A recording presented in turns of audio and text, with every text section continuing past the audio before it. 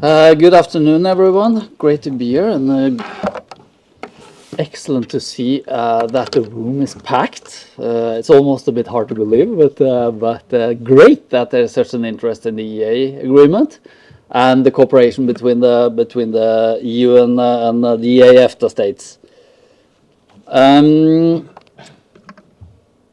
There's so many things we could have talked about. I always like to remind that we are in a quite a challenging situation in Europe. We are living some really busy days and exciting days here in Brussels also now, with the new parliament and the new commission being established and so on.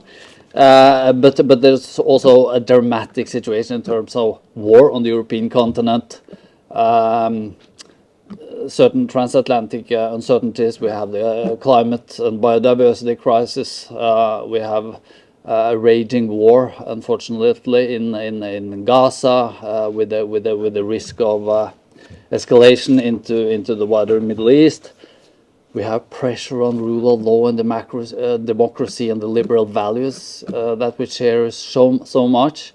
But I won't talk about that. I will talk about the EEA, and I even been given a manuscript here, since I'm now representing the EFTA Standing Committee, so I will have to stick very strictly to that manuscript, unless I will be severely punished, I'm afraid. But again, great to see so many of you, and it's a great pleasure for me to have the opportunity here today to discuss the EEA with you during this very important year. As most of you know probably by now, 2024 marks the 30th anniversary of the EEA agreement. And for over 30 years, this unique agreement has been the bedrock of our very close relationship with the EU.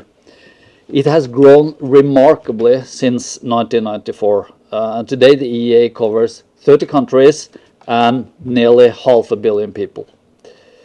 We have already celebrated this important milestone with various activities throughout the year so far, reflecting on our many joint achievements and the way ahead in a changing global context. And today's seminar provides us with another occasion to celebrate and reflect on this.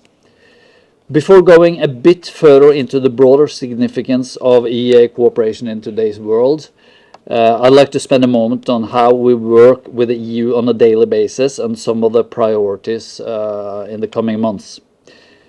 As I said, Norway is now currently chairing the EFTA Standing Committee for the second half of 2024, a role that rotates between the EEA EFTA states, Iceland, Liechtenstein and Norway, every 6 months.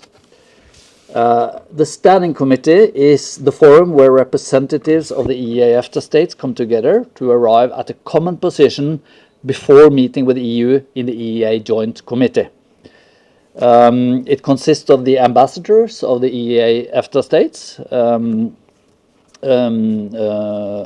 to the EU, and observers also from Switzerland and the EFTA Surveillance Authority. The Joint Committee meets around 8 times every year to incorporate EU legislation into the EEA agreement. And similar to the Standing Committee, the chair alternates between the EEA EFTA states and the EU. So in the coming months, Norway will base its work on the 2 main priorities with the chair, while chairing the Standing Committee. First, we will continue to focus on the bread and butter of the EEA, the incorporation of legal acts into the EEA agreement.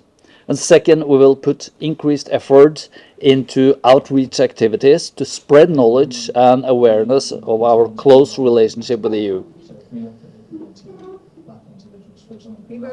¿Qué pasa?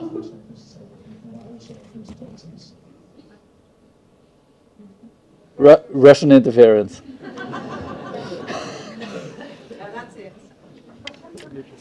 The timely incorporation of EEA acquis remains at the core of our work, and put simply, it ensures a dynamic and homogeneous EEA based on common rules and a level playing field, allowing citizens and businesses to thrive in the internal market.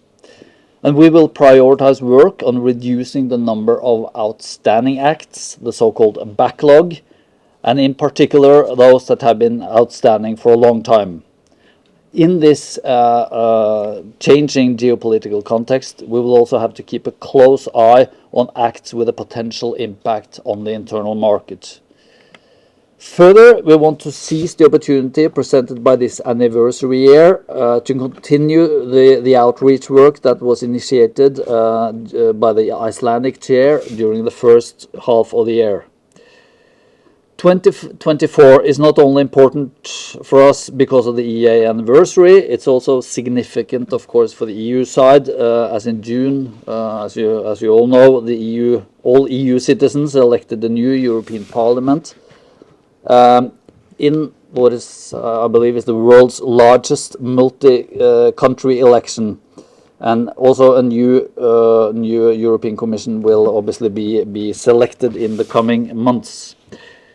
And that will, on our side, give us an added incentive to present our important EEA cooperation to these new EU leaders and important decision makers.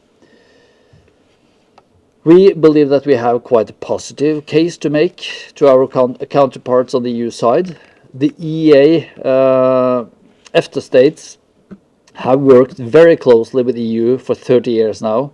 We have been able throughout these years to solve pressing issues and challenges such as decarbonization, not fully solved, but also the COVID-19 pandemic. We have solved this together. We have always managed to find constructive solutions when faced with big and small obstacles, which is, I believe, a testament to our dynamic relations. The EEA EFTA states are an integral part of the internal market, a market that has increased prosperity for us all. The EEA EFTA states have chosen to align themselves closely with the EU common foreign and security policy, including joint efforts to support Ukraine by adopting sanctions against Russia. So in short, I think it's fair to say that we are the EU's closest and most reliable partners. This is, of course, particularly important when we are faced with such a volatile and complex geopolitical environment. The EEA EFTA states are all small export-oriented countries that we place our trust in the rules-based international system. And the erosion of respect for these rules raise new challenges for us. The EEA cooperation is therefore even more important in relation to economic security and trade policies now than before.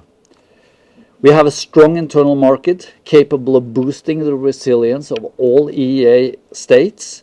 And during our time as chair, we will continue to work closely with the new European Commission to be a partner in the development of its policy and legal initiatives relating to the functioning of the internal market and the EEA.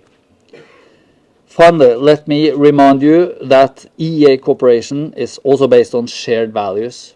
And these values, democracy, rule of law, human rights, are increasingly under attack globally, but also in Europe. In these difficult times, it is extremely important, we believe, that we stand firm to defend these values. Thank you, all of you. I know that you are probably hungry now, so thank you very much for the attention, and best of luck again. Thank you for coming. Best of luck with the onward program for the rest of the day. Thank you.